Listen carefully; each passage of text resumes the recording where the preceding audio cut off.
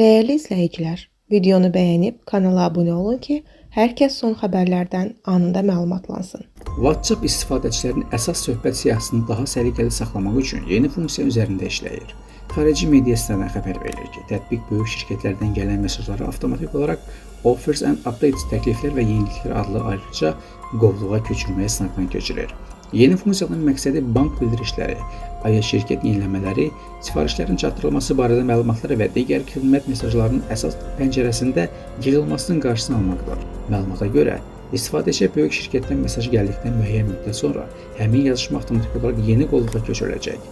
Hazırda Meta müxtəlif vaxt intervalını sınaqdan keçirir və ən uzun gecikmə müddəti 24 saat təşkil edir. İstifadəçilər bu funksiyanın tətbiqini ayarlar bölməsindən tamamilə söndürə biləcəklər. Lakin köçürülmə müddətini öz istəklərinə uyğun dəyişmək mümkün olacaq.